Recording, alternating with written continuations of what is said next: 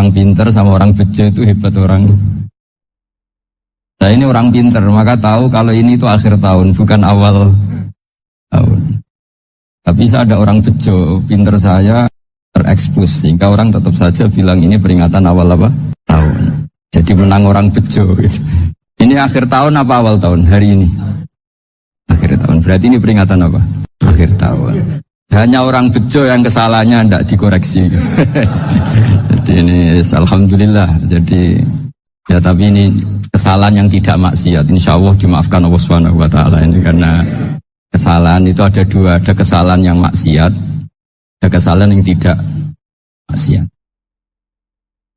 Saya punya komitmen terhadap agama ini. Baik tadi yang dikatakan Pak Rektor, ada unsur ulama, ada unsur habaib, ada unsur pengusaha, ada unsur birokrat. Di antara kenangan-kenangan saya dari Syekhina guru kita bersama Kiai Haji Maimun Zubair, beliau itu sering dawuh, sering ngendikan, dan itu saya sampaikan juga ketika 7 hari wafatnya Agus Robah, cucu Mbah Maimun, putra Agus Robah. Di antara yang beliau katakan itu adalah sok hak agama itu sing gawe pegawai negeri. Itu berkali-kali beliau ngendikan gitu ya. Saya agak bantah. Nah, kalau santri bah, santri karuan mesti gawe agama, tapi sebenarnya sing gawe pegawai negeri. Setelah saya jadi kiai dan penelitian, saya itu berkali-kali didatangi dokter, tentara, juga polisi. Mereka sering bilang gini, "Gus, saya ini dokter negeri. Saya ke NTT, ke Papua, karena saya muslim, berkebutuhan Islam, maka dibikinkan musola, dibikinkan masjid. Kalau kiai tidak bisa, bikin sendiri urunan mau narik siapa itu. Mau narik tarikan di jalan yang mau nyumbang siapa. Tapi kalau kebutuhan negara, karena tugas negara, ya difasilitasi negara dan tidak dianggap misionaris karena negara. Itu juga di beberapa negara yang non-muslim, kayak di Argentina, di Venezuela, itu ada masjid, ada kajian Islam ya karena duta besar. Dan itu aparat negara. Disinilah kearifan para ulama berkoalisi dengan umarok dengan makna yang positif bahwa agama ini harus ditopang umarok, sistem negara. Tentu di situ ada tentara, ada polisi, ada macam-macam. Kita sebagai kiai juga nggak berdaya di depan para bandar narkoba apa-apa kalau nggak ada BNN. Kita mau apa dengan korupsi kalau tidak ada KPK? Sehingga kearifan para guru-guru kita, mulai Mbah Maimun, bapak saya sendiri, NU, Muhammadiyah, semua ormas-ormas Islam itu pasti maulah kerjasama. Karena kita siapa ya? Kalau tidak kerjasama. Dan di antara pesan Rasulullah SAW adalah yaduwahi ma'al jamaah. Jadi kebersamaan itu sudah berkah. Fa inna yaduwahi ma'al jamaah. Jadi berkah. Lalu kenapa saya kalau ngaji bawa kitab? Ini agak sebetulnya itu lazim. Lazim itu suatu yang harus. Tapi karena kelamaan mubalek itu tidak pakai kitab. Seakan-akan bahwa kitab itu yang aneh. Sebenarnya aneh mereka. Karena begini logika simpelnya ya. Umat Nabi ini berhak dapat apa coba? Berhak dapat warisan yang paling luhur, paling hebat, paling jernih. Apa itu Quran dan hadis? Pertanyaannya, siapa yang paling punya hak otoritatif untuk menerangkan Quran hadis? Ulama. Ulama yang mana? Ya yang kapabel, yang sudah diakui dunia, kayak Imam Ghazali, Imam Bukhari, Imam Syafi'i. Artinya kalau kita tidak pakai materi, itu ulama mendapat pikiran kita, bukan mendapat pikiran mereka. Saya ulang lagi, kalau kita tidak pakai materi yang otentik, yang orisinil, ulama umat ini mendapat pikiran kita, bukan pikiran mereka. Maka saya berusaha supaya teman-teman atau semua umat Islam dapat pikiran-pikirannya Imam Ghazali, pikiran-pikiran Imam Bukhari, pikiran-pikiran Abdul Qasim Al-Junaidi, kejernian-kejernian Abu Yazid Al-Bustami. Kejernian itu diantaranya adalah misalnya makalah yang menurut saya itu makalah yang super. Jadi untuk ngadepi krisis karena COVID atau karena apalah. Itu lama dulu sederhana sekali. Beliau-beliau punya rumus yang mungkin jarang didengungkan orang, tapi saya akan kampanye rumus ini. Al-istighna, hakikatul istighna, itu adalah al-istighna anis syai' labihi.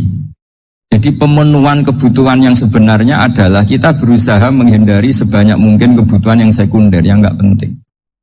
Bukan memenuhi semua yang kita inginkan. Jadi misalnya begini ya, kalau kita lapar, Itu keinginan kita itu makan enak apa asal makan? Tentu jawabannya asal makan yang sehat. Tapi kalau nuruti nafsu kita, makannya yang enak, teman makan ya enak. Terus di warung yang favorit. Ini kan satu kebodohan. Kenapa untuk makan saja butuh definisi sekian banyak? Yang kita harus kecewa, warung favoritnya bisa sudah tutup. Atau kita ke sana harus macet. Ribet. Yang benar-benar arif dan bijaksana itu adalah al-istighna anisya. Sesuatu yang tidak mendesak itu jangan jadikan kebutuhan. Sehingga kalau kita puasa misalnya, semua makanan itu enak karena kita sangat lapar. Hingga Abul Qasim Al-Junaidi ketika ditanya, ma'idamu to'am, lauk makanan itu apa? Jawabannya lucu, alju, lapar. Kalau kamu lapar ya semuanya enak. Ini sudah mulai hilang. Kita bilang makan enak itu ya sate, ya gulai, ya pizza yang kita senang. Akhirnya apa? Untuk nikmatnya Allah itu kita jadi ribet. Apalagi yang orang-orang fasik harus ditemani perempuan yang tidak halal misalnya, atau harus ada ajudan, ribet. Nah pertanyaannya, orang yang ribet sama yang gak ribet itu pinter mana? Pinter yang gak ribet. Nah ini kearifan-kearifan yang mulai hilang. Lalu siapa yang bisa mewarisi itu? Ya ulama. Jadi ulama itu cara berpikir sebenarnya simple. Makanya mereka sering kalau tahajud itu. Di antara makalah Sayyidina Ali paling terkenal dan yang menjadikan beliau punya derajat yang luar biasa itu adalah kafani izzan an takuna li robban wa kafani fakhran an akuna laka abdan. Ya Allah, saya ini sudah begitu mulia, begitu terhormat dan sangat-sangat terhormat karena yang menjadi Tuhan itu Engkau. Jadi rumus pertama itu karena menjadi Tuhan itu Engkau. Hanya Tuhan yang abadi, Tuhan yang pertama, artinya Tuhan yang al-awwal. Coba ya Allah, kalau saya ini punya Tuhan Fir'aun, punya Tuhan mati jadi tontonan lagi, itu kerennya di mana coba? Andaikan kita punya Tuhan Fir'aun, atau punya Tuhan yang asal-usulnya manusia, apapun hebatnya manusia itu, kita punya Tuhan manusia itu. Tuhan yang lapar, yang kalau nggak makan mungkin pingsan, mungkin bisa kena COVID, nanti Tuhannya diisolasi. Kayak apa? Makanya ketika Tuhan Allah menyindir ketuhanan selain Allah itu, Allah hanya menyindir dengan kalimat sederhana. Kana yakulanit to'am, yang kamu tuhankan itu masih makan. Hanya kalau nggak makan ya lemes. Jadi lama-lama ada orang gini, alhamdulillah tadi Tuhan mampir ke saya, kelihatannya lapar, setelah tak kasih makan sehat lagi.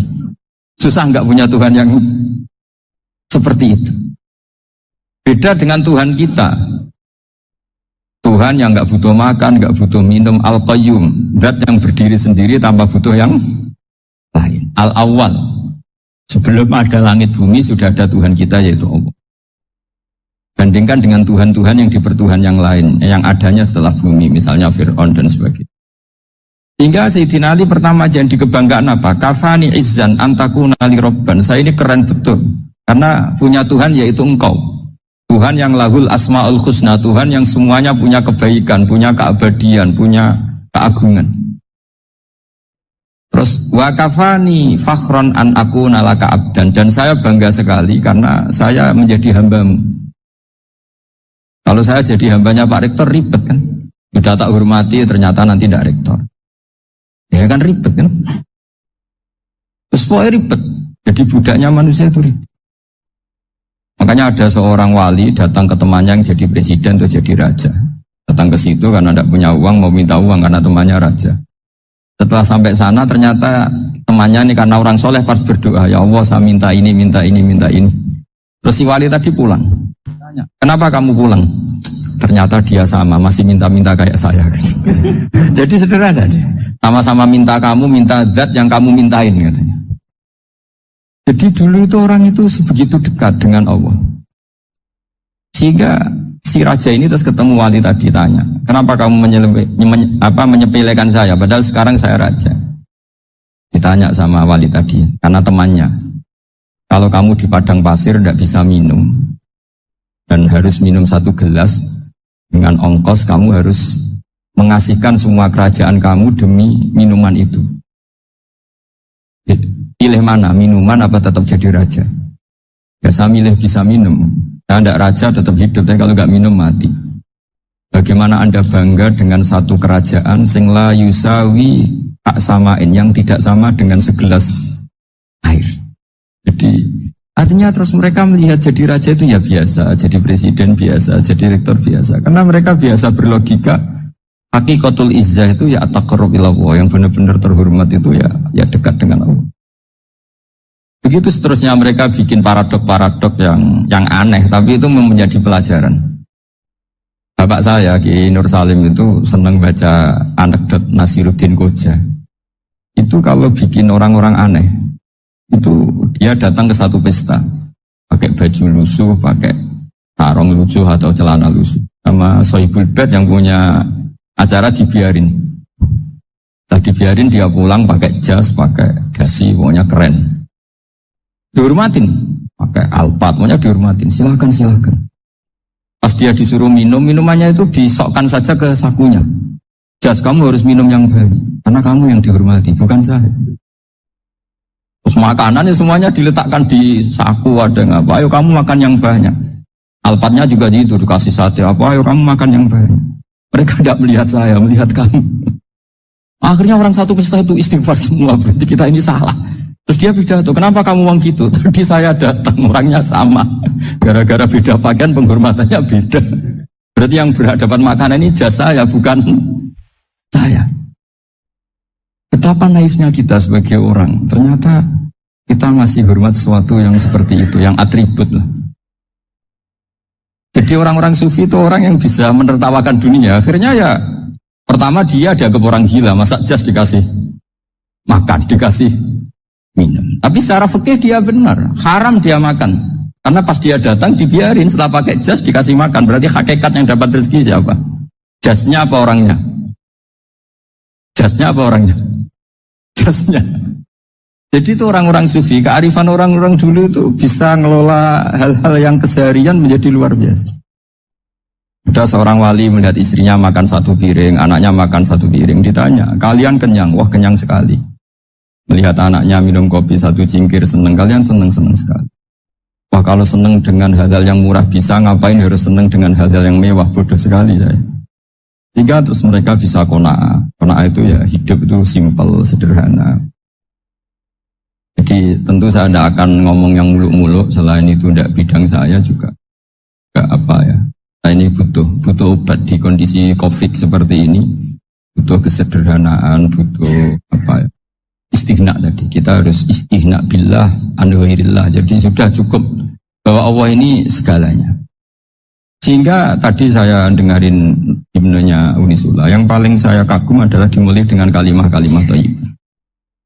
Di antara tugas suci Nabi Ibrahim dan semua nabi adalah wa ja'alaha kalimatam baqiyatan fi aqibi. Nabi Ibrahim itu nabi yang diberi gelar Allah. Dia adalah nabi yang menjadikan kalimat tauhid itu kalimat yang abadi. Di akibih, di anak turunnya, di semua generasinya, baik anak turun karena gen maupun karena pembinaan, karena pendidikan. Ini penting sekali saya utarakan karena apa? Satu kehidupan itu sebenarnya digerakkan oleh kata-kata, oleh mutu kalau orang bahasa modern. Hingga banyak ulama mengatakan al-ibarat kutun li'ailatil mustami'in. Bahwa redaksi atau moto atau pegangan hidup itu penggerak kehidupan. Jika sebetulnya manusia itu digerakkan oleh kalimah-kalimah itu, oleh moto-moto itu, oleh prinsip-prinsip hidup itu. Misalnya orang Palestina itu tiap hari ke pasar gitu. Mereka ke laut gitu. Ditanya, kenapa tidak takut tembak Israel? Jawabannya lucu. Kena tembak ya mati, nggak makan ya mati. Nggak kerja ya mati, ya sudah sama-sama mati ya mendingan aktivitas normal. Tapi saya tidak menyarankan itu untuk melawan COVID. Ini cerita saja. Kamu jangan provokator, karena ini wilayah sensitif. Jadi banyak orang yang poligami. Kalau ditanya alasannya gitu, istri satu ya cerewet, dua ya cerewet, mendingan 4. Ya banyak ya gitu. Tapi ada yang kebalikan, istri satu cerewet saja hampir jantungan, apalagi 4, tinggal matinya kan gitu. Itu semua yang menggerakkan itu kalimat. Kalimat itu satu pegang. Banyak orang loh yang nggak ingin jadi rektor tuh banyak loh Pak Bejo. Jangan kira semua dosen ingin jadi rektor. melihat rektor sibuk rapat mempertahankan reputasi Unisula, terus sering pegang kepala. Ngapain repot-repot? Jadi tukang sapu aja dapat gaji, ngopi, rokokan, selesai. Bodoh amat jadi rektor, mikir orang banyak.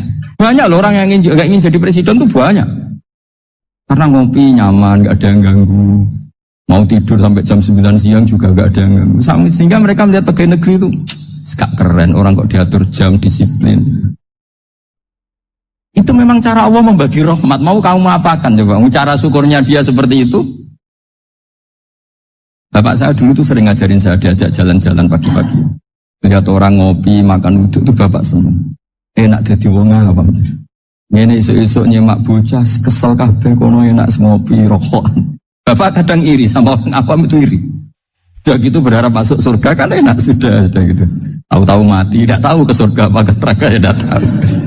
Jadi nah, orang dulu itu orang yang bisa mensederhanakan dunia. Sehingga ya sudah cara bahagia. Makanya saya alhamdulillah saya ini kerjasama sama UII sama beberapa kampus. Memang amdan itu sengaja. Kampus itu ya punya sistem yang nggak bisa mewakili sistem kiai. Kiai juga punya sistem yang nggak terwakili oleh kampus, juga sebaliknya saling melengkapi. Saya sering ketemu rektor UII, rektor kampus-kampus Islam. Mereka cerita, Gus pendidikan pondok harusnya dimodernkan gini-gini. Saya bilang, kalau pondok modern kayak kampus itu nanti saya ketemu Allah tidak bisa jawab. Kenapa Gus? Saya beri contoh gini. Kalau misalnya perempuan perawan lah atau apa saja, namanya perempuan. Mau tanya tentang menstruasi atau haid. Kalau semuanya sistem kampus, dia harus kuliah dulu. Registrasi dulu, kuliah dulu, bayar dulu. Dan dapat jawabannya nunggu mata kuliah pas itu. Bandingkan kalau sistem pondok, saya tuh sering ke pasar sama anak saya dicegat sama ibu-ibu. Terus anak saya ngalami gini-gini, keluar darah terus menerus, gak 6 hari tapi 1 bulan penuh. Itu hukumnya apa Gus? Nanti saya mau sowan ke jenengan. Tidak usah sowan di sini aja. Ya sudah, sebelum mengeluarkan darah yang rutin seperti itu biasanya haidnya berapa hari? 6 hari ya sudah ikut yang 6 hari, yang lainnya istikhadah. Maten tok Gus, ya udah ya. Begitu terus di masalah udhiyah. Ya coba kalau semuanya pakai sistem kampus, daftar dulu, bayar dulu. Jadi ini nggak ada jawabannya, nunggu mata kuliah itu. Baru dapat jawaban, itu biasa nggak sholat bertahun-tahun karena belum ada jawaban tentang itu. Ya itu kalau misalnya orang mati, tahunya cara memulasara jenazah itu nunggu kuliah dulu, pas mata pelajaran itu dulu, baru menangani orang mati. Berarti orang mati itu tergeledak semua. Tapi kalau kiai kan enggak. Di sini orang mati terbakar, kalau dimandiin malah badannya copot-copot, itu gimana hukumnya? Ini ada orang mati Gus Kendat, ini disolati apa enggak? Ada orang mati oplosan ya enggak? Solati enggak? Saya sering ditanya gitu. Gak usah registrasi Pak Rektor. Gak usah registrasi, gak usah daftar, gak usah seminar. Makanya kalau orang kampus wani kiai itu ya kualat tenan gitu, karena ini yang on time. Tapi pondok seperti saya ya ikrar seikrar-ikrarnya. Pentingnya kampus karena melatih efisiensi waktu, disiplin, tata kelola manajemen sehingga kita ya hormat. Tapi tadi kita harus saling melengkapi sehingga saya tunjukkan ke publik bahwa saya hormat sekali sama polisi, sama tentara. Coba kita bisa apa ngadepi bandar narkoba kalau enggak polisi? Bisa apa coba menjaga NKRI kalau enggak tentara? Itu juga ya sudahlah kita memang fa inna yadallahi ma'al jamaah, kita berkah itu kalau bersama-sama. Tidak bisa kita sendiri. Nah lalu orang kayak saya itu ya beberapa kali sebetulnya saya itu ditawanin jadi doktor honoris causa apa. Kekhawatiran saya satu Pak Bejo, takut pas gak punya uang. Itu dokter gak di duit kan gak pantas gitu. Jadi repot gitu, daripada beban lah sudah lah, gak usah dokter. Jadi kalau gak punya uang ya pantas, terus kalau ngebis ya pantas. Suatu saat kalau mati gak ada yang hadir ya pantas, enggak dokter gitu. Terus udah dokter kok masuk neraka, dokter kok masuk neraka, kayaknya apalagi rektor kampus Islam kok masuk neraka itu kan kok kayak agak pas itu. Misalnya rektor Unisula ditanya mungkar nakir, nggak bisa kan kayak gimana gitu. Makanya harus sering ngaji saya supaya nggak malu di depan mungkar nakir. Masa rektor ditanya mungkar nakir nggak bisa. Harus berani bentak. Ini saya rektor loh Pak Mungkar Nakir. Kalau wali-wali dulu berani. Masyhur di cerita wali-wali ditanya, "Marabbuka manabuka?" Saya ini guru tauhid. Kok kamu tanya marabbuka manabuka yang ngotok? Kamu tidak pernah ngaji, enak aja tanya. Jadi wali-wali itu ya rileks ngadepi kan. Saya akan rileks wali di Bang Parik baru. Saya yakin itu. Karena wali itu lebih dekat Allah. Jika orang dulu itu saya ulang lagi ya, ada satu kearifan namanya hidup itu apa? Hidup itu adalah cari sebanyak mungkin supaya hidup itu tidak tergantung pada banyak hal. Jika misalnya cara berpikir orang-orang modern, itu sebenarnya banyak orang-orang ilmuwan yang nggak ngagumi Amerika. Bukan karena angkuh ndak.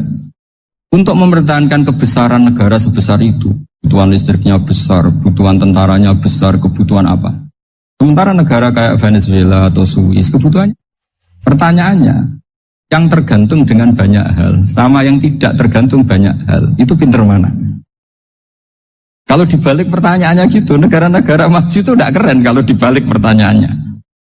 Orang yang untuk mempertahankan eksistensinya banyak, butuh banyak hal dengan yang tidak butuh banyak hal itu pinter mana?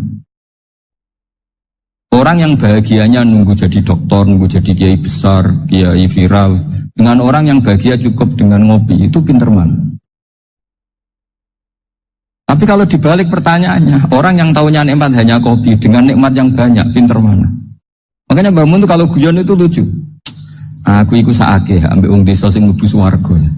Nah, dulu eskal mlebu swarga kok disakeni. Akhirnya beliau memberi penjelasan. Wong desa iku roe pakanan enak, iku mau kopi mbek uduk. Lah swarga iku mau nuruti sing dikarepno. Akhirnya semua mangan, ngopi, nguduk, ngopi, ora roh, pakanan liyane ku ora roh. Nasi mandi yo ora roh, pizza yo ora roh apa-apa. Terus saya bilang, wah lah niku nak nganti selera tentang wanita cantik. Iku juga sederhana.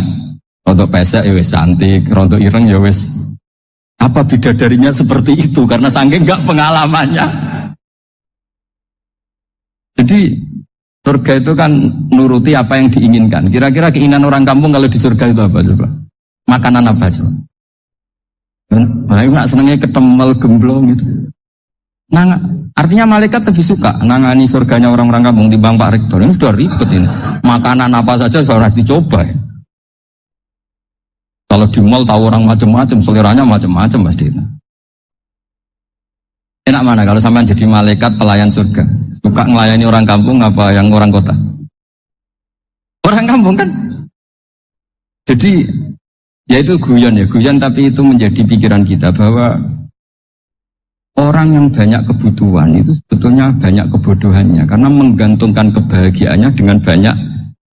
Makanya Imam Syafi'i ngendikan istighna itu apa? Al-istighna anis-sya'labi. Yang dikatakan kecukupan adalah berusaha sebanyak mungkin banyak hal tidak kamu butuhkan.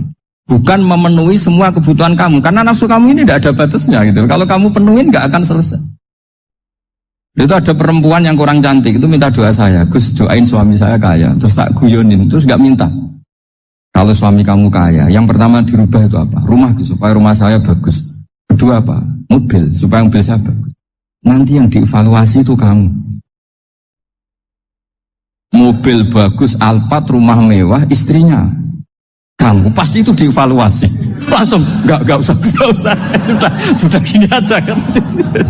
Jadi pertama yang dievaluasi itu kaya itu, coba kalau suami kaya itu yang dievaluasi pertama rumah ya, rumah ganti. Setelah itu apa? Mobil. Kira-kira berikutnya akhirnya sudah nggak jadi. Nabi Ibrahim itu pernah minta umur panjang. Umur panjang. Sama Allah nggak dijawab. Datang orang tua gitu mertamu ke Nabi Ibrahim. Terus disuguhi dikasih kurma. Apa itu? Kok kurma apa? Anggur yang sudah matang sekali. Ya. Dimakan. Setelah dimakan meler keluar lagi. Dimakan lagi meler lagi. Terus Nabi Ibrahim masuk lagi ke kamar. Ya Allah, doanya tak cancel. Nanti kalau saya tua kayak itu. Jadi Allah itu gak jawab langsung tapi ngirimkan itu. Ya Allah gak jadi. Nanti takut itu. Saya pernah ngalami jadi kiai tadi, ada ibu-ibu ya nggak pati cantik lah.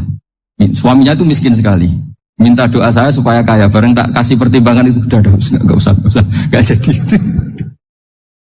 Jadi itu kearifan. Tapi kearifan ini harus kita tanamkan. Saya nggak bisa membayangkan Indonesia yang besar ini, andai kan nggak ada qanaah, nerimo ing pantum. Coba sekarang ada COVID. Andai kan Indonesia tuh kayak Perancis. Beberapa kali punya tamu orang yang hidup lama di Perancis, bahkan dapat istri orang Perancis. Dulu nggak begitu mencintai Indonesia. Tapi setelah di Perancis 2 tahun, wah Indonesia hebat. Di Perancis tuh kata dia kalau cerita, kebutuhan masyarakat itu dibebankan ke negara. Apa saja minta negara, apa saja soal negara. Sementara Indonesia, coba kalau Indonesia mengalami seperti ini kok tidak ada qanaah rimo ing pantum, bisa kios Indonesia. Orang miskin nyalahkan negara, kelaparan nyalahkan negara, apa saja. Ini barokahnya dididik kiai, jogeman nyalahno wong liya. Urip nrombok ing pandum, ya sampai gak ngerti kalau Covid. Banyak tuh orang-orang kampung, orang lugu-lugu. Bah niki saking Covid, ya salam ning Covid muga-muga umure panjang. Dikira Covid itu nama orang yang ahli sosial itu. Bah niki dana saking Covid. Matur nuwun sampai no salamku muga-muga umur panjang. Bingung kan yang nganterin ini. Ini gimana yang mau menjelaskan? Memang nggak paham. Ribet kan? Tapi saya pastikan bahwa dengan keadaan seperti ini kita bahagia, kita stabil, itu jelas barokahnya kalimat tadi, moto tadi atau pegangan hidup tadi. Makanya disebut al-ibarat qutun li'ailatil mustami'in, bahwa redaksi atau kata-kata atau pegangan atau filosofi hidup, apalah namanya itu adalah penyemangat. Penyemangat. Karena kata-kata ini memang luar biasa. Ketika sahabat perang demi kebenaran, zaman itu ya pasti benar karena yang dibela Nabi. Dulu itu kan enak zaman Nabi, yang dibela mesti benarnya, musuhnya mesti salahnya. Jika dulu itu memang harus tegas. Kalau sekarang mau tegas gimana? Yang kamu bela tidak mesti benar, musuhnya tidak mesti salah. Ribet kan kalau misalnya saya tukaran sama Pak Rektor, kamu mau bela mana kan bingung. Saya tidak mesti benar, saya ada Nabi. Pak Rektor apalagi nggak mesti benar lagi kan? Ribet kan? Jadi kalau kita mau perang sekarang itu mau pede gimana? Enggak. Makanya banyak ulama sekarang itu mau tegas tuh nggak berani karena ya banyak hal yang abu-abu lah wilayahnya. Misalnya pilihan presiden atau pilihan bupati, pilihan menteri. Kamu mati-matian bela itu, yang kamu bela ada mesti benar, musuh kamu tidak mesti. Misalnya pilihan bupati, wah ini kabupaten ini baik kalau bupatinya ini, yang satu bilang ini, terus tim suksesnya kamu tanya, kamu yakin? Ya tidak juga. Nah kenapa semangat? Kan saya botohnya paling alasannya ya itu aja, bukan yang lain. Beda dengan zaman Nabi, nabinya mesti benar, Abu Jahalnya mesti salah, kan enak aturan mainnya. Yes. Singkat cerita dalam perang itu banyak sahabat yang ngalami luka, ngalami apa. Kemudian curhat lah, ya Nabi gara-gara derekkan jenengan, ngikuti jenengan, saya harus ngalami seperti ini, seperti ini. Ngiranya orang itu diapresiasi sama Allah keluarnya itu. Ternyata sama Allah gak diapresiasi. Malah diturunkan ayat, intakunu ta'lamuna fa innahum ya'lamuna kama ta'lamu. Fatarjuna minallah malah. Kalau kamu sakit karena perang, orang-orang kafir itu ya itu saja berani padahal demi kekafiran. Watarjuna minallah malarjun, padahal kamu punya nilai lebih yaitu berharap kepada Allah yang mereka tidak punya. Saya jadi kiai itu ya kadang mangkel. Karena yang benci ya benci, yang seneng itu ngel-ngel loh kayak Pak Bejo. Jadi semuanya ribet. Iya, yang benci ya ganggu, yang seneng ya ganggu, tambah nemen. Ribet. Tapi kalau sudah ingat bandar narkoba, mereka berhadapan dengan polisi, kadang ditembak karena kesalahannya terlalu fatal. Antar persaingan mereka juga bisa tembak-tembakan karena merebut pasar narkoba. Itu saja mereka berani. Kok kita yang jadi kiai kadang dicium tangannya, dihormati gak berani, hanya takut apa ya, musibah-musibah kecil lah, atau problem-problem kecil. Nah iya, kalau kita bandingannya gitu. Kalau kamu mau tahajud kedinginan, itu masih nanti dihisab Allah itu gitu. Maling ayam itu keluar malam-malam, hanya dapat ayam. Itu gak takut dingin. Ya gak takut digebuki masa. Kamu mau tahajud aja takut dingin. Makanya nanti hisabnya orang soleh itu nanti dijajarkan orang dolim. Terus diperbandingkan. Wah itu habis kamu oleh itu. Jadi misalnya Unisula mau rapat, tapi ini malam, kalau malam dingin nanti sama masuk angin. Wah anak-anak pang di perapatan aja berani kamu. Kalau sudah perbandingannya gitu tuh ribet kita nanti. Makanya itu kalimat itu moto atau filosofi hidup. Jika diulang lagi nasihat itu. Iyam saskum korhun faqadu masal qoma korhum mislu. Kalau kamu kena luka, orang-orang yang nggak benar juga akan kena luka. Itu aja berani demi ketidakbenaran. Masa kamu demi kebenaran enggak berani? Akhirnya orang itu, ya itu kalimat, itu heroik. Makanya kita ini penting ya, makanya tadi himne Unisula dimulai kalimat-kalimat thayyibah. Nah kalimat ini yang menjaga kita kalimat ini. Misalnya tentang Tuhan.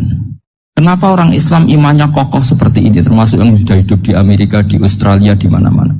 Itu ya barokahnya ajaran atau barokahnya kalimah. Saya sebut kalimah saja pakai bahasa santri. Karena la ilaha illallah itu dalam tradisi santri disebut kalimatu haqqin alaiha nahya wa alaiha namut wa alaiha nub'ats. Ada yang riwayat wa biha nub'ats insyaallah taala minal aminin. Kenapa mereka di mana-mana meskipun sekolah di Amerika, di Australia, bahkan di Uni Soviet tetap mukmin? Itu barokahnya ajaran yang benar. Allah itu siapa? Tuhan.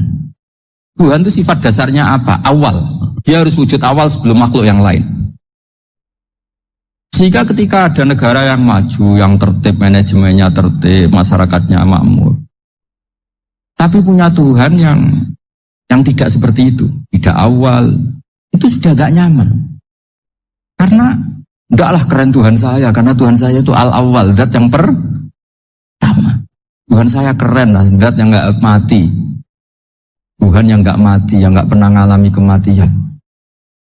Jika tontonan atau yang dilihat kenikmatan-kenikmatan yang lain ini tidak mengubah dia pendirian tentang Tuhan. Karena mantapnya satu kalimat tadi bahwa Tuhan itu ya harus satu, harus awal, harus tidak mati, tidak rusak, tidak mengalami apa-apa yang membahayakan. Jika ketika ditawarin Tuhan yang lain meskipun menjanjikan secara finansial atau kemakmuran, mereka gak tertarik. Itu coba, itu barokahnya makmur apa barokahnya ajaran? Barokahnya ajaran, sering negara Islam itu kalah makmur dengan mereka, tapi barokahnya ajaran ini tetap apa? Tetap Islam. Makanya Nabi Ibrahim, Nabi yang sukses bikin waja'alaha kalimatam baqiyatan fi aqibi. Hingga kita ini bukti sama orang tua misalnya. Itu ya karena ajaran. Keluargamu karek wong tuamu. Nak wong tuamu ridho, Allah ridho. Nak ora ridho, Allah ora ridho. Ridho wa fi ridhol walidain wa sakhatu wa sukhtu wa fi sakhatil. Sehingga ketika ada orang tua yang agak brengsek gitu, anak-anak tetap hormat. Punya orang tua yang miskin, yang sudah miskin, tukang tombok nomor, banyak kan di kampung gitu. Dia tetap hormat. Coba kalau dari awal kita ngajari orang tua kamu hormati ya, kalau baik, kalau tidak usah. Bisa geger Indonesia. Tapi barokahnya ajaran-ajaran itu Indonesia tertib karena ada ajaran.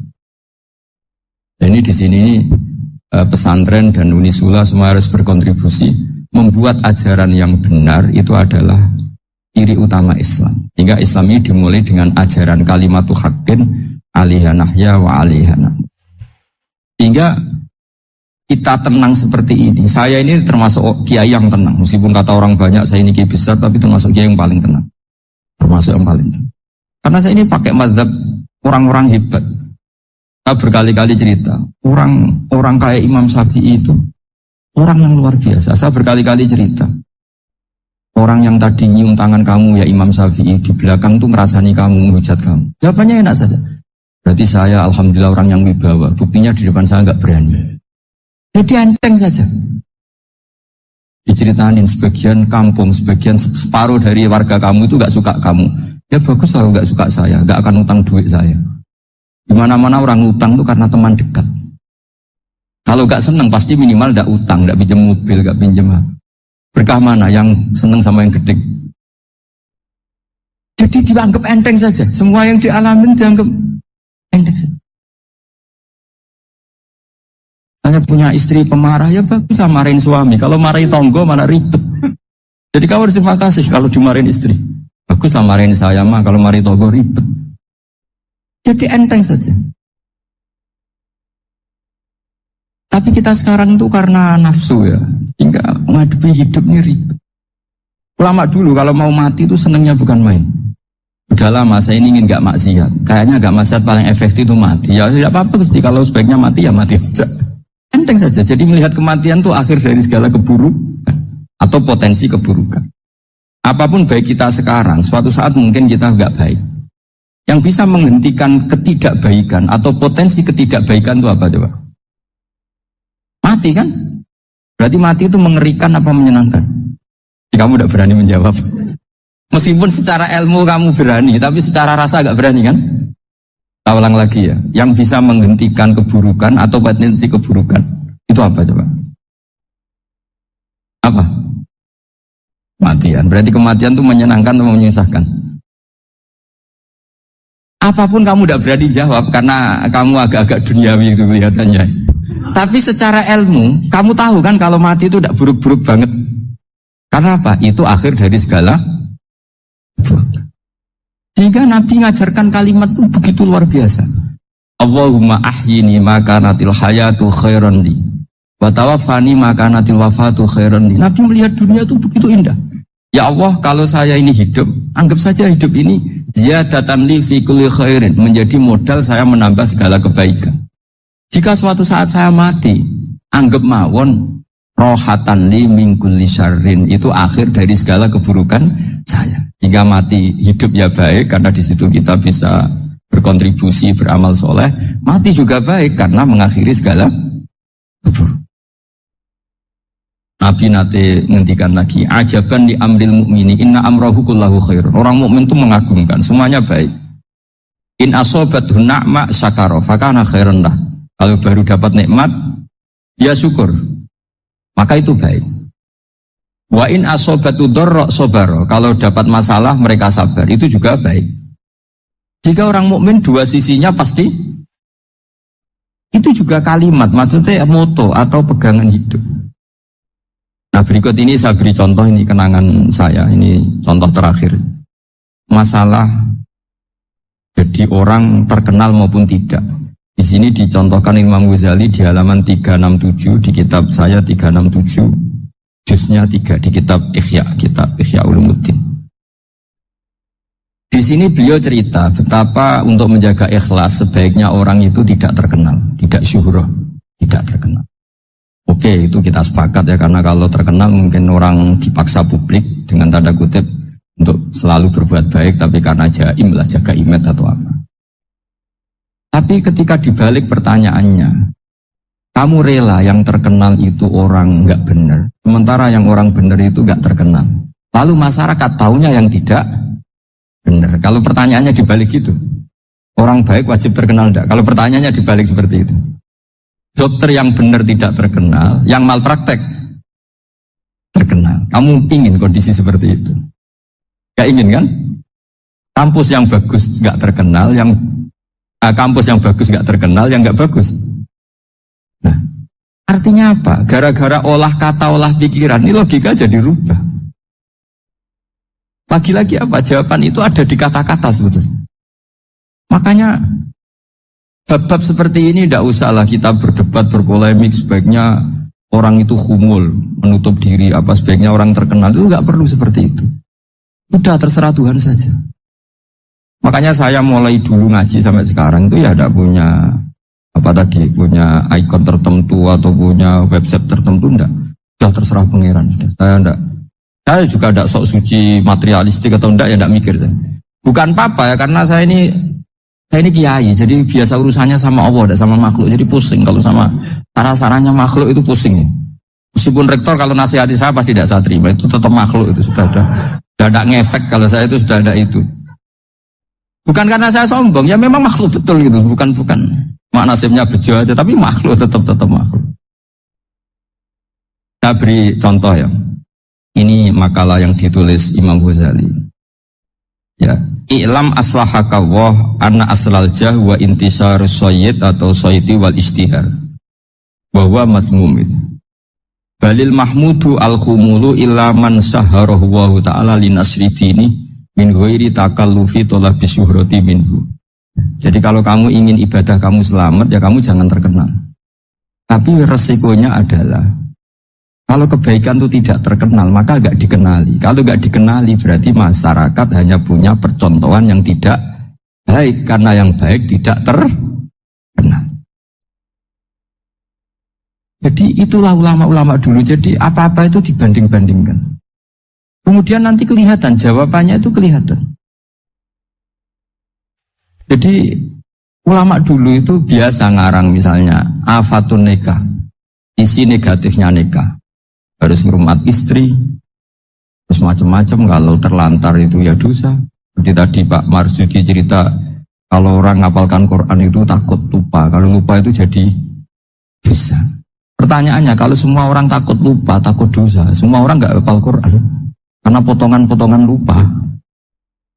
Cara berpikir tidak seperti itu. Kalau berpikir ya namanya hafalan, ya inginnya hafal, kan nggak ingin lupa. Dan nanti kalau takdirnya lupa karena hal-hal yang dimaklumi oleh syariat itu enggak yang termasuk dosa. Yang dosa itu lupa ta'wiri udhrin syar'iyyin, lupa yang tidak ada sebab yang apa? Syar'i. Tapi lupa bawaan EQ-nya enggak bagus. Lupa bawaan sering dibentak. Itu enggak masalah karena bawaannya orang tertekan itu ya lupa. Coba kamu hafal Quran, terus punya kredit jatuh tempo, pas hari itu aku yakin enggak cerdas sudah.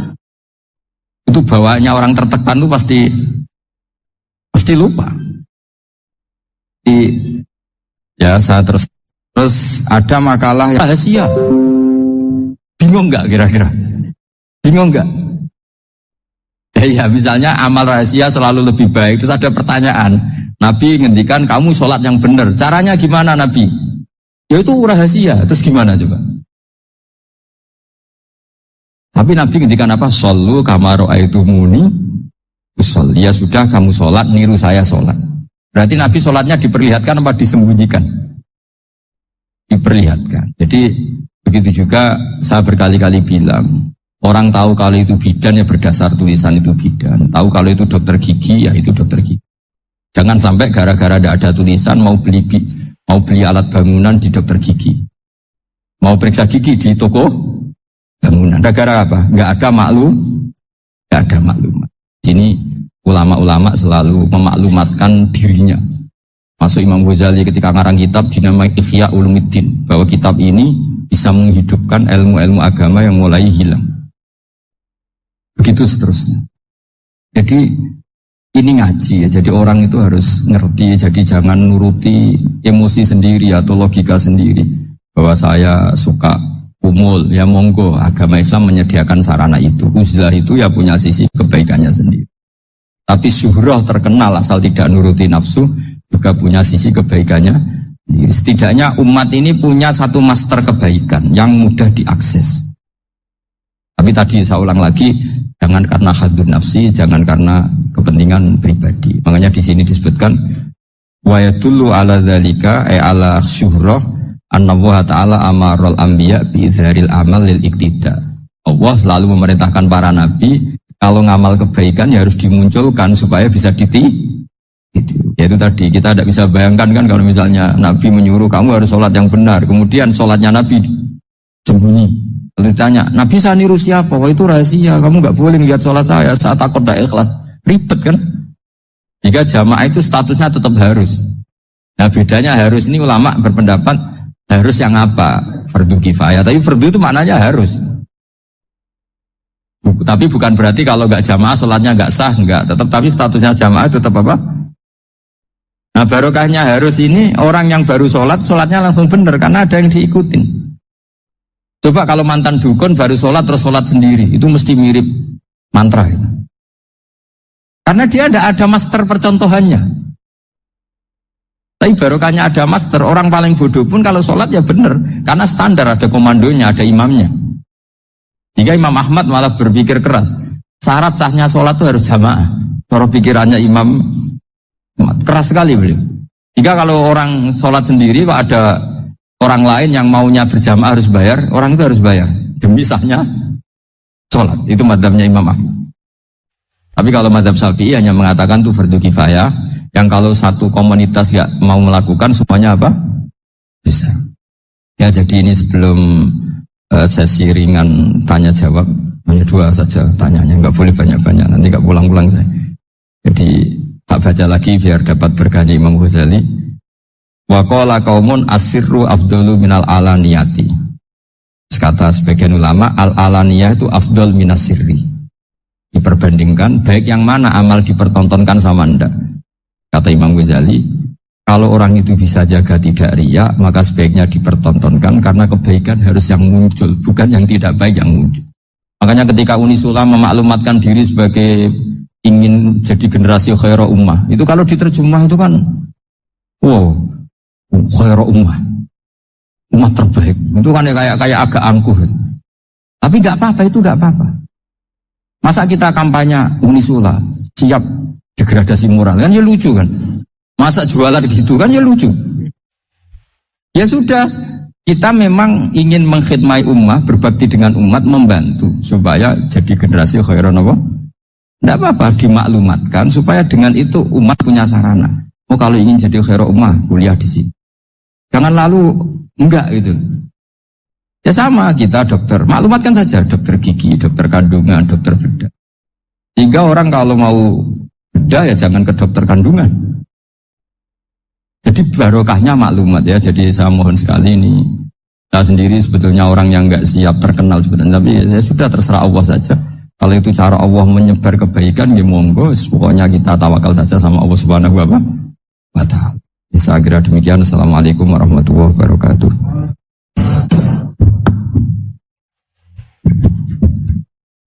Matur suwun, Gus. Alhamdulillah. Sesi tanya jawab. Gus, 2 ini ada dari Yogi Banjarmasin, 1 tipe dengan Ahmad Banyuwangi, 1 tipe dengan Rizka Pekanbaru. Yang dari Banjarmasin itu, Gus mohon izin ngaji lewat jarak jauh, baik melalui YouTube ataupun lewat medsos. Namun sanadnya bagaimana Gus? Sebab masa kini belum bisa ketemu langsung. Terus Rizka Pekanbaru ini trik mendidik akidah anak sejak dini, pripun. Terus Ahmad Banyuwangi ini bagaimana kaum milenial, karena setipe Gus, generasi X, Z yang lahir tahun 2000-an, bagaimana membuat menarik belajar tasawuf bagi generasi anak-anak. Namun niku. Tapi setunggal tipe nih tasawuf. Bagaimana belajar tasawuf untuk generasi-generasi yang cik nom-nom niku. Terus 1 itu tipe dengan mendidik anak. Kemudian yang nomor 2 mohon izin ngaji jarak jauh. Sanadnya pripun karena belum bisa ketemu. Begini ya, saya mungkin yang kesekian kali ya punya tamu dari Kalimantan, dari Sulawesi. Memang kalau sebagian mereka pernah mondok itu tersiksa karena ngaji saya hanya lewat virtual atau lewat medsos.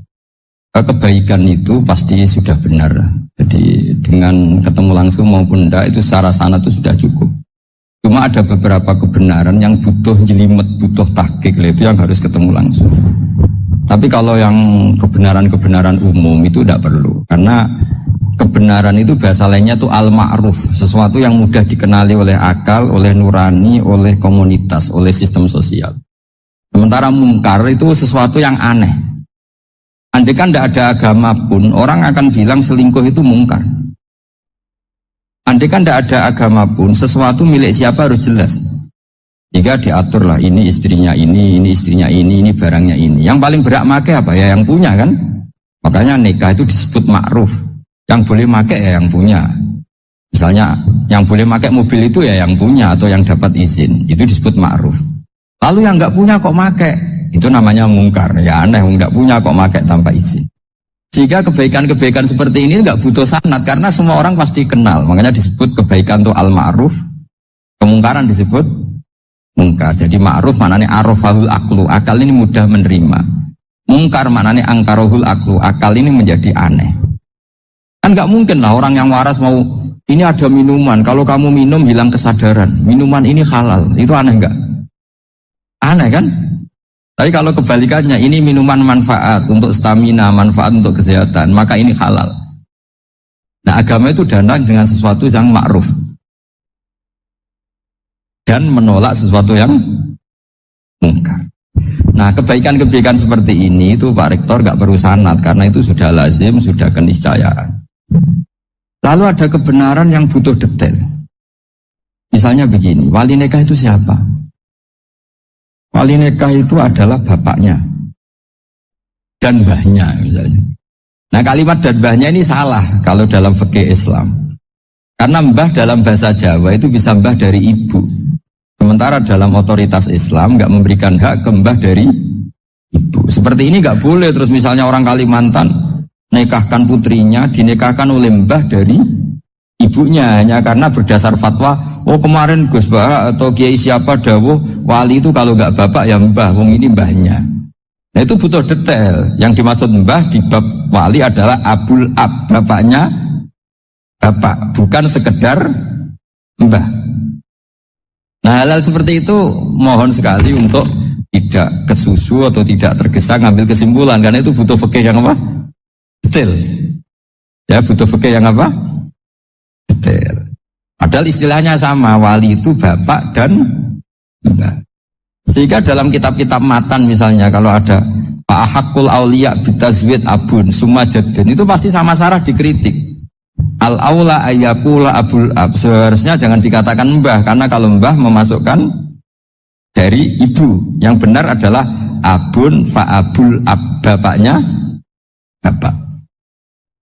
Nah, jadi kira-kira gitu Pak Irton. Nanti anjengan yang menjelaskan ini.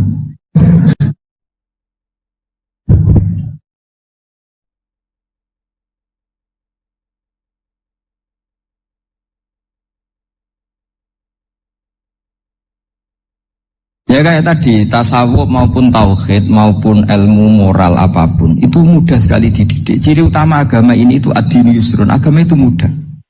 Mudah itu artinya ya nurani nerima ya gampang, akal ya gampang, komunitas ya nerima gampang. Kayak tadi penjelasan saya tentang Tuhan.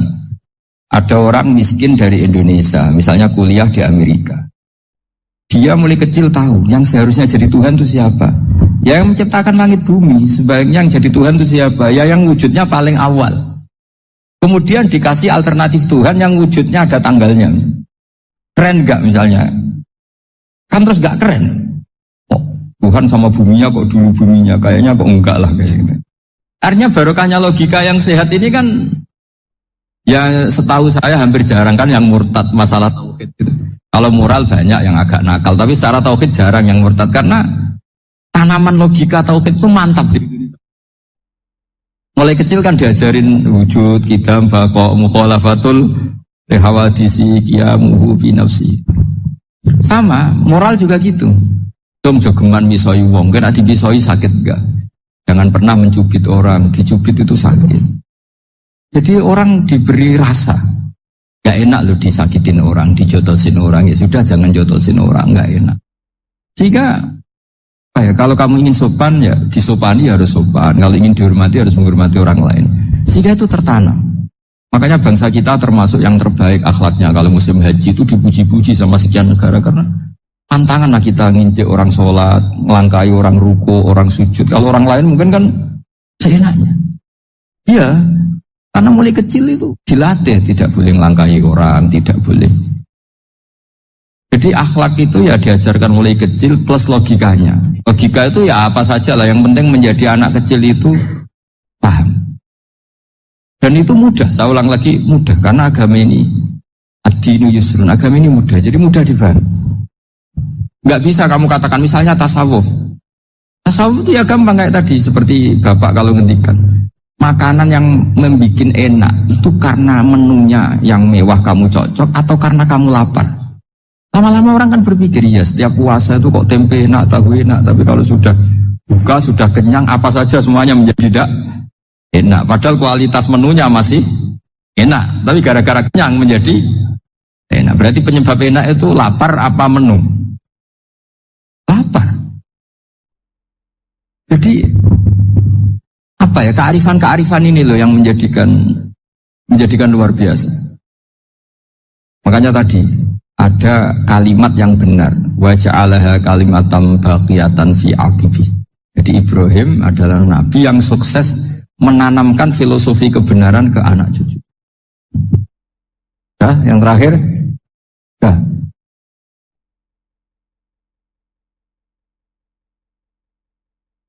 Ya. Maunya bergabung Nabi.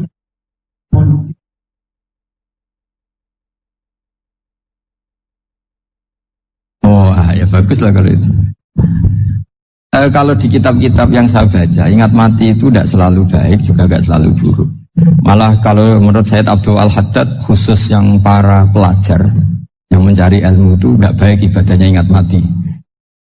Karena dia harus dinamis, harus mobil. Kalau ingat mati kan terus lemes. Jadi kalau untuk pejabat harus ingat mati, kalau enggak korupsi terus itu. Harus ingat mati. Jadi kalau manfaat bagi keluarga begini ya, saya merasakan. Ini tanya anak saya itu baru tamat aliyah kemarin. Yang satu barusan mondok sarang baru 2 bulan atau 1 bulan. Itu saya kalau bilang ke anak-anak gini, kamu ketemu saya itu harus spesial. Bisa saja bapak besok itu meninggal. Jadi semua hari itu spesial. Karena jangan-jangan ini kenangan terakhir. Nabi itu kalau ngajari orang supaya sholat khusyuk, sholli ka'annaha sholatum muwaddi'in. Kamu sholat seakan-akan itu sholat terakhir. Wah itu mesti serius. Kamu ketemu istri seakan-akan terakhir pertemuan kayak mau pergi ke New Zealand atau ke Amerika. Cuma malam itu spesial karena besok istri saya pergi. Bayangkan kalau itu terakhir mau mati. Sampai ngamuk serasido lah kan kayak gitu. Jadi hikmah ingat mati itu makanya Nabi di antara riwayat ya. Meskipun riwayat ini diperdebatkan, tapi jelas ini satu petua yang baik. Wa'mal li akhiratika ka'annaka tamutuhud, dan kamu beramal untuk akhiratmu seakan-akan besok itu mati. Maka sholat kita akan spesial, hidup kita akan spesial karena kenangan kita terbaik ya sekarang, besok sudah mati. Hingga anak-anak saya itu sama saya itu senang sekali. Saya juga sama anak-anak sendiri. Karena kesempatan ini tidak selalu ada. Jadi tapi ada kalimat untuknya wa'mal di dunya ka i'mal di dunya ka ka'annaka ta'isu abadan. Untuk duniawi kamu seakan-akan hidup selamanya. Itu maksudnya itu rileks saja. Misalnya hari ini urusan nggak selesai, besok masih ada hidup. Nggak selesai, besok masih hidup, sehingga rileks. Tapi kalau urusan akhirat harus selesai sekarang karena besok sudah. Jadi ingat mati itu positifnya ya tadi, semuanya akan indah. Coba orang yang mau meninggalkan Indonesia, misalnya nyuwun sewu LSM yang biasa demo atau mahasiswa yang biasa demo, terus tawarin besok kamu kuliah di Rusia. Itu warung apa saja kenangannya baik semua karena mau meninggalkan Indonesia. Tapi kalau tahu gak meninggalkan Indonesia, demo terus. Orang-orang sering demo, tawarin ke luar negeri, kira-kira mau nggak? Pasti lebih suka apa? Indonesia. Orang paling miskin yang ngeluh terus di dunia ngeluh gak pernah nikmat, tawarin mati, mau nggak? Nggak mau kan? Jadi untuk supaya hidup ini nikmat, semuanya itu anggap kenangan terbaik Anda, dan itu saja kenangan terakhir. Makanya resepnya Nabi supaya sholat khusyuk apa? Sholli sholatam wadi'in, kamu sholat ka'anha sholatum wadi'in, seakan-akan itu sholat apa? Terakhir, sehingga terus kita nyaman, kita apa? Dan kita nganggap ini sholat yang terakhir.